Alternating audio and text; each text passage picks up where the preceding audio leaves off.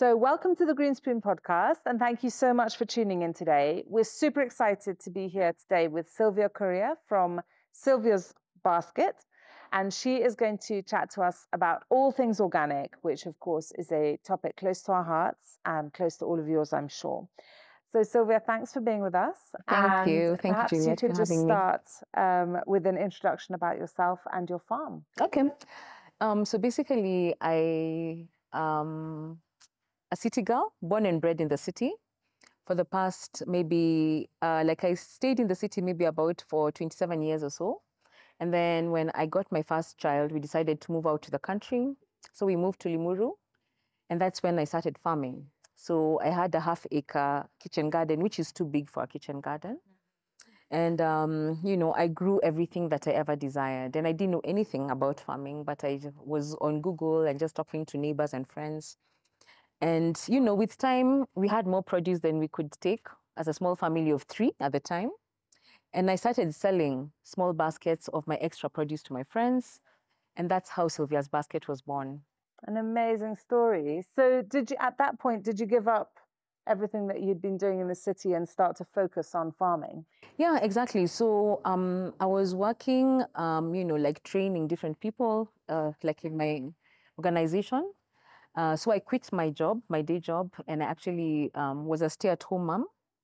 And I also took up farming as I was taking care of my young children. Amazing. And from day one, was it organic, or was there a transition period? I think it was mainly organic. Actually, what happened was that I didn't know anything about pests. I was very clueless. I didn't even know there were insects that ate anything. So once in my garden, I noticed my leaves had pests, had some little doo-doos, some insects. So I asked, what should I do with this? So they asked me to take the leaf to the agrovet, which is the seed shop or wherever where they sell the chemicals. So the guys at the shop gave me something to spray. So I was like, this doesn't sound right. It doesn't look good. So I actually went online and started researching and reading about farming without chemicals. And to be honest, I only sprayed like once or twice. I had some tomatoes that had white flies. So I sprayed them and the white flies were just getting more and more. And I was like, this is not sustainable. And I took time to read about the ingredients and research and ask. And I was like, I can't do this. So that's when I actually went organic. I didn't even know there was a word like organic, but I just knew I'm just growing my food without using any chemical. Okay, cool. So that's great because now we can talk about what does organic really mean. Yeah. Because today you are an expert in organic, and I think giving a clear understanding of what it means would be a really good place to start. Yeah, sure. So basically, when you talk about organic, okay, the definition is quite simple, which has which is the definition that we have been using for some time. It's basically growing food without adding any synthetic inputs, be it fertilizers, be it pesticides or herbicides. And also, if you have animals, you grow them, without injecting them with antibiotics, growth hormones, and being able to just create a good natural balance to make sure that we are able to grow food just as nature intended it to be. But now, definitions have been really evolving. And I know now we are using more of agroecology.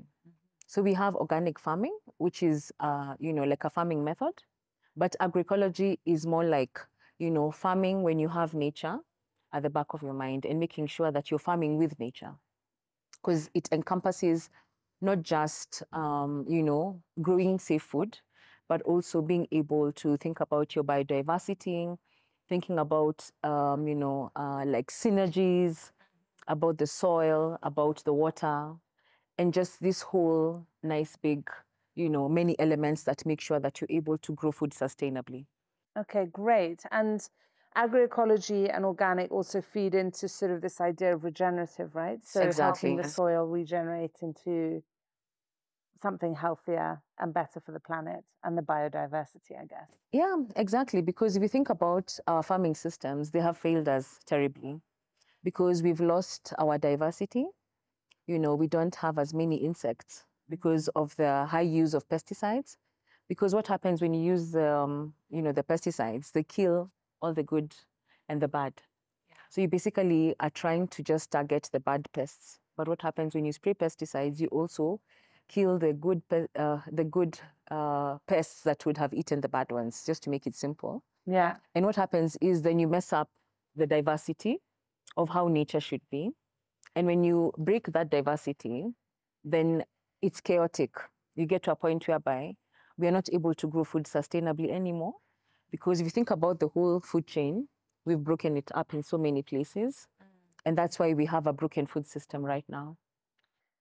That's, yeah, it's depressing, but I think it is the reality. And that's, you know, what both of us are here trying to look at is like, how can food systems serve us and the planet better? Because that's all about our future, isn't it? Exactly. But it's so interesting that you say, you know, when you start using pesticides and you break down the natural ecosystem, it causes chaos. Exactly. So I think for a lot of people who don't farm, the idea of seeing pests or not being able to control them with synthetic chemicals perhaps is their idea of chaos, right? Exactly, Right? So you've inverted it completely. I know. But I think this is an interesting, you know, it's interesting then to talk about conventional versus organic farming and can we feed the world with organic farming? Exactly.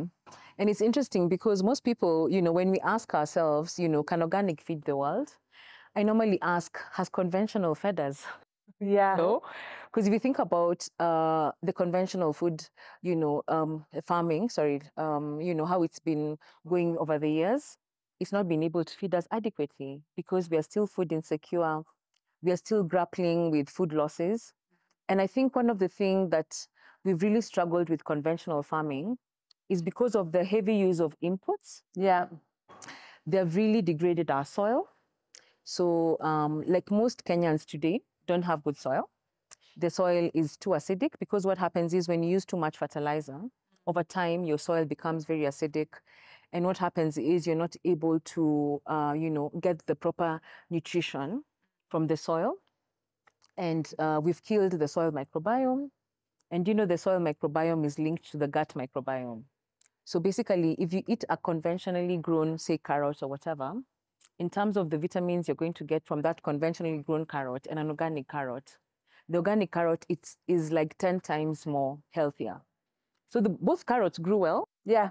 And, you know, maybe like the conventional carrot looks very nice and beautiful. Yes. But at the end of the day, when you eat it, in terms of vitamins and what you're getting in is a tenth of what you're going to get in the organic carrot. Yeah, and I think that link is something we've just lost, haven't we? But recently, the Heinrich Böll Foundation released a report about this and about highly hazardous pesticides. Yeah. So I'm interested to know where you stand on that. Okay, so basically, you're right about the report, and the report has been dubbed toxic business.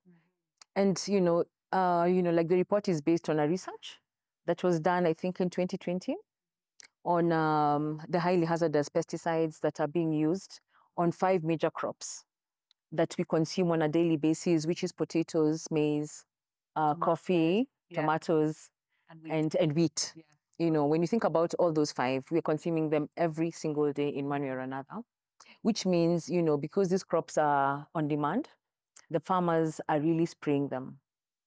And what has been found is that about 76, if I'm not wrong, according to the report, of the pesticides that are being used in Kenya are classified as highly hazardous, which means, you know, they are harmful to our health. You know, they are causing things like cancers and like neurological problems, you know, like in humans, reproductive problems, like you'll find that over time people are not able to conceive and even get babies easily.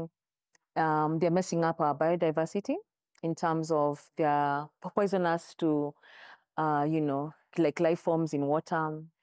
They're killing our bees. Yeah. Like it's just not good. And the thing about it we find is that most farmers feel like they don't have a choice but to use them. They don't have the knowledge and information about these pesticides. And consumers, we are just in a different world.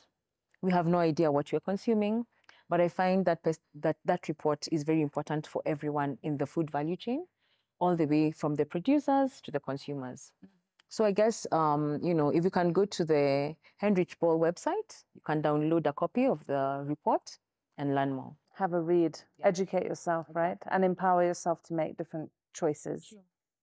What would your dream scenario look like if everyone read that report, including the powers that be, and and things changed? Let me start with the powers that be. So I really want our leaders, to get to know about what's in that report. Because one thing that is very, glaring in the report is that we're dealing with double standards. So you find most of these pesticides are being manufactured in Europe, and they are banned in Europe. But Europe is still exporting them out to Kenya and to the African continent. So our leaders should actually stand firm and stop the double standards. That, if it's not good for them, it's not good for us. So we have to start with that ban. And we're working with our local leaders to educate the people and just to get to a policy level and just say, enough is enough. We're not going to be importing any more of these pesticides. So that's number one. So number two is basically, someone asked, like, who drives the market? Is it the producers or the consumers? I believe strongly it's the consumers. Consumers need to start demanding, because what happened is the foods that we're eating today are as a result of what consumers have told the farmers. We've told the farmers we want everything nice, big and shiny and beautiful. And because of that, farmers are going to do everything they can to give you what you want.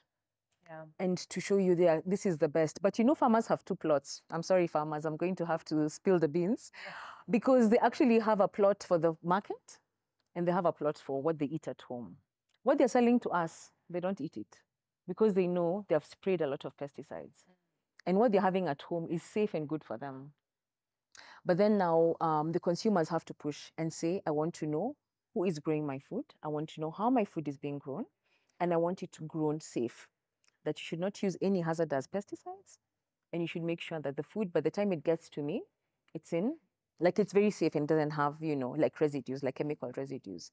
And I believe when consumers push for that, producers will have no choice. Yeah. They'll have no choice but to convert. When a producer, like a farmer, goes to an agrovet or a seed shop, they'll be like, no, I'm not going to buy the chemicals that I read in the report. I need to get safer inputs, So I think, like the consumers at the end of the day are going to drive the market. Yeah, and I also would just love, that the powers that be do have power, right? And imagine a dream scenario where every agrovet got converted into an education center, right? Because as you say, like for some farmers, they actually don't know. Yeah. Other farmers, they do know, and they've got their plots. Exactly. Next to the other one, which of course is shocking, but it's also... if it's all driven by consumer, then that's actually quite understandable. Yeah. So maybe we could talk about some of the innovations that you've used in organic farming, Sylvia, and like some examples of what happens on your farm. Okay, so what we've done is that we have worked very hard over the years to create a microclimate. Like if you're to visit my farm today, you'll hardly find any pests. We hardly have any pests and I hardly have to do anything. Because the thing about it, we are trying to mimic the forest. Say, for example, if you go to a forest today, you don't need to weed because they don't really have weeds. You won't find any pests. You don't have to fix the soil. You don't have to do anything. Because the soil, because the forest is an ecosystem of its own and it's able to manage itself. So that's what we're trying to do on our farms. And we do different things. Of course, we do things like companion planting. So we actually plant different crops that help repel the pests of each other. We also grow lots of flowers in between our crops because the flowers actually attract pollinators.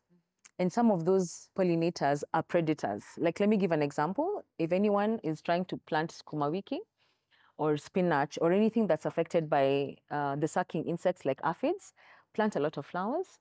And you're going to attract pollinators who are predators, who will end up eating the aphids. So you don't have to do anything. So just planting flowers makes a lot of sense. We also do crop rotation. So we never grow the same thing on the same plot. So if I plant onions, the next time I'm going to plant something like beans, so that the pests are not the same or something like, you know, I'll plant maybe tomatoes. So we're always doing crop rotation to, you know, like to work it out. And then we also make our own compost. So we have animals, so we actually compost all the manure with the waste. We also have worms that are, you know, working very hard. Yes, to make worm tea. Exactly. Right? They're making lots of worm tea. You know, to fertilize the soil, we normally make compost teas, we make plant teas. So there's a lot going around. But, you know, what I can say is it can sound like quite hectic, but you find that over time, we just have systems that are just working, you know, like together. And you know, it's not that difficult to actually grow lots of good food in large areas of land. Yeah. And it sounds like just it's all in balance. Yeah. So actually you don't have to intervene all the time with some sort of synthetic chemical. It's balanced. It's balanced, yeah. And I think that's so pertinent, because when people are like, we need to save the planet, it's like, no, we will die out as a species. Exactly. The planet will regenerate itself Exactly. beautifully when we're gone. I know. So it's more like we need to save ourselves as a species, and that's because we've thrown the balance out. Exactly. And nature shows us in such amazing ways how it looks when balance is achieved again in a natural way. So, Sylvia, maybe you could talk to us a little bit about the crops that you're growing and any that you're sort of experimenting with. Okay, so basically when I started, I was growing like 25 different Wow. vegetables. I know that's crazy. But, you know, I really wanted to know what does well and how and where. And one of the things, you know, I've come to learn over the time is that it's very difficult to grow good food in arid and semi-arid lands. But I've come to accept it because if you think about Kenya as a whole, 70% of our land is in arid and semi-arid lands. So the high productive areas are only like 30%. So we can't expect 30% of the country to feed us. We have to be able to go out into the arid lands and semi-arid lands and teach people how to grow food. So what I do is that over time, I've come to know the seasons. So I normally grow crops in seasons, and I'm documenting because I want to be able to make this information available to farmers, especially in the arid lands and semi-arid, that if they want to grow food sustainably, there'll be something that they can refer to. So I've done a lot of experiments, but basically what I do is that during the long rains, we normally focus on growing most of like our leafy products that are not really affected by aphids or different insects of the sort. But one crop that I know I grow quite regularly and does very well are the bulb onions. So we grow the red and the white bulb onions, which are really good. Like if you take an organic onion, it tastes so different from another one because it's very pungent and extremely tasty. And maybe just a disclaimer, be careful where you get your onions because sometimes people don't dry them naturally. Now they are drying them with herbicides. Oh, wow. Yeah. Why is that? Because it's more efficient or it happens quicker, or? It just happens quicker because you just want to get to the market. You don't want to sun dry them. Just spray herbicide. It dries. You know, herbicides, how it works, it dries the top. Okay. It dries the... I actually didn't know that. Okay, so it dries the top of the plant. Okay. So what happens is you're still left with your onion here. It dries the top. They're able to snip off the dry leaf and sell it in the market. Okay. And how I knew it's rampant, I was trying to sell my onions to a regular market. And they asked me if I used chemicals because those are the ones they buy for drying. Oh. Yeah. Okay. It's a bit scary, but anyway. Okay. I'm so sorry about that. But anyway, I'm sorry, but it's good that It's good to know. We have to look ourselves in the mirror. We have to confront the realities of exactly. This, right? Yeah. Because if we don't have the knowledge, we can't possibly change. Exactly. So so we grow onions. So we have rotations. So basically, like during the rainy seasons, we grow a lot of leafy vegetables. We rotate with onions, and then towards the end of the rains, we plant beans. Okay. Because rains don't want too much. Beans don't want too much rain. Sorry. Okay. So you don't want them to be, like rotting or whatever. Yeah, waterlogged or anything like that. Yeah. So we do the beans. Then after we harvest the beans, now if we go to the short rains, we normally plant beetroots. We plant tomatoes. We plant pumpkin. Things that are more like sun-loving. Yeah. So this season, I don't know how it will go because it's meant to be El Nino, but let's see. Right. let's see, but we grow seasonal crops that do well, then that works very well. So that's another place where we've lost our connection. Because things are available all year round, and sometimes we can be very demanding as consumers, like, why can't I get XYZ this like broccoli in February. Yeah. In the heat of February, you want broccoli and cauliflower. Yeah. But there's quite a lot of research to say that actually as humans, we should be eating different things in different seasons. I know it's not, there's a lot about the Northern Hemisphere. So like as you go into autumn, you're eating more autumnal root vegetables, whatever. And then there's winter and then spring and summer. We have quite a different, obviously we have different seasons with long rains, short rains. Yeah. And then if you throw climate change into that, like, and the occasional El Nino passing through, it's so challenging for you as a farmer, right? To figure out what you're going to plan to plant. Exactly. And, you know, what we've decided is that, one, we still try to keep to growing our crops seasonally, so that we don't go against it no matter what happens eventually, because we found even within the season, they do a little better. They do much better. Even if it's a tough season, they actually do better. Like last year, we didn't get rains in September during the short rains, but if I planted cabbages and broccoli, I'd have got nothing out of it. But we still got beans, you see? Okay. So we still kept to the season. And then, you know, like we also have to, you know, like what you're saying about the consumers being able to accept that you won't always have something at a particular time. And something I just want to share with us is that when you eat seasonally, it's actually tastier. When you eat what's in season, it's tasty. And if you eat something that's off season, chances are, you know, I keep saying broccoli in the heat of February because it's difficult to grow it. And if you have a good looking broccoli in February, please ask a few questions, because chances are the farmer has really struggled to get it to its wonderful, beautiful state at that time. Yeah. Which means they've had to use some interventions here and there. So I think if, you know, if consumers are able to push, you know, to eat what is seasonal, that would be wonderful. And even just for us who are selling our produce, I always share with my clients, this is the seasonal basket, so that people can actually, you know, tune their palates. You know, this season, we're going to be having lots of beetroot, we're going to have lots of mangoes, we're going to have lots of one particular item, but soon the season will go and we're going to enjoy what nature is going to give us the next season. Yeah, and I think when you get into that mindset, then when you get the glut of beetroots and you know it's okay, because this is the season, then you really appreciate it. You might not eat it again for 3 months or 4 months after that. Now, I think that's really fascinating, Sylvia, and it's something that we all need to sensitize ourselves on more, is seasonality, because in that way we support you as a farmer by not being super demanding. Exactly, exactly. So if we think about us as consumers taking seasonality into account more often, what else can we do as consumers to help drive this movement? Okay, so basically right now, we're working with about 30 farmers from all over Kenya. So we have farmers all the way from Diani in Shimba Hills to Bungoma. Okay. So, and why we did it that way is that because we also want to take advantage of the seasons, and also to know that Kenya has got different climates. So what like does well in Busia or Western Kenya will most likely not do well in the coast. So we are able to take advantage of, you know, like different areas in Kenya. But then we find that we are still not buying enough organic produce from our farmers. And sometimes they get very discouraged, you know, because we take them through long trainings, we give them certification.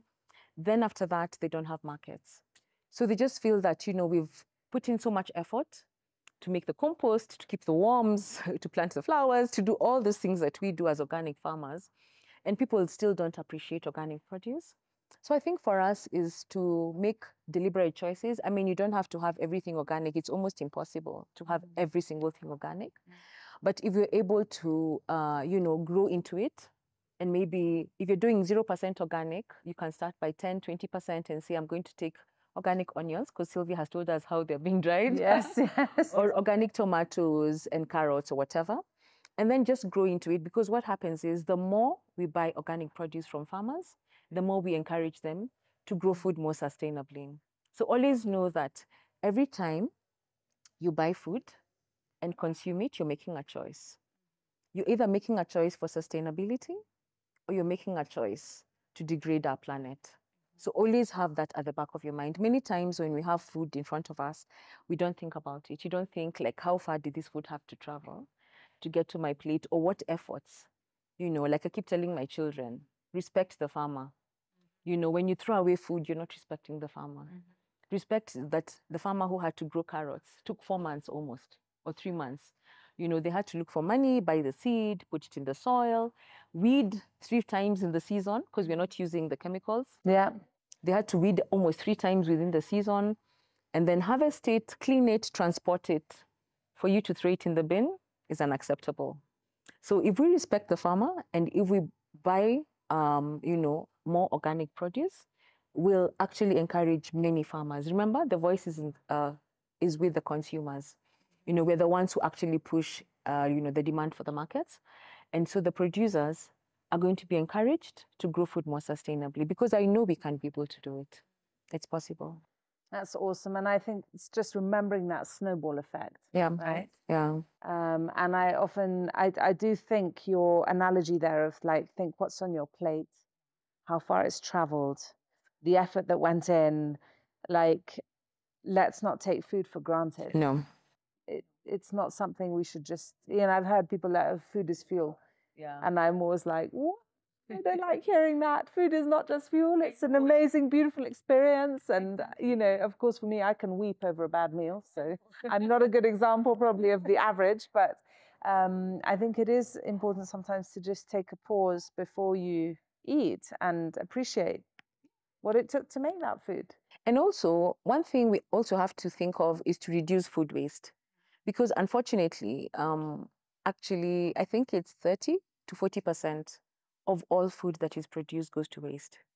And one of the ways it goes to waste is because of aesthetics. And I'm not saying that we should promote, poor quality food. No, we are really working with our farmers to make sure we sustain and keep very good quality. But sometimes small things here and there, aesthetics, it may not be that beautiful. Let's not throw away that food, because, you can get a forked carrot. Yes. There's nothing wrong with a forked carrot. You can get a sweet potato that, has been eaten by a little bug. That's not too bad. Of course, we're not going to sell you something that's all rotten. Mm-hmm. But then we basically just also want to sensitize us, and also something that's very interesting that, we also have to think about that if an insect ate it, yeah, it must be good for me. Exactly. I try to say to the kids, oh, look, we've shared this with a little worm. I know. Oh, we'll just cut out his little nyumba and put that aside, and the rest of it looks fine. So I think that is also like a really good sign. Like you say, it's when you go into a farm and you see butterflies and things, you're like, okay, yeah, I know the biodiversity here is good. Exactly. If a dude's happy to eat the same apple, I know, it's okay. Just bite it off and just continue. Yeah. Great, Sylvia. Thank you. Thank you so much for being with us. Thank you for tuning in, guys. And here's to eating more organic. Thanks. Thanks so much for listening. And if you've been inspired by this episode, please spread the love. Click on the share button and send it on WhatsApp to a friend you know would enjoy it too. Or do all the usual sharing and liking on social media. It makes a massive difference to us and we're super grateful.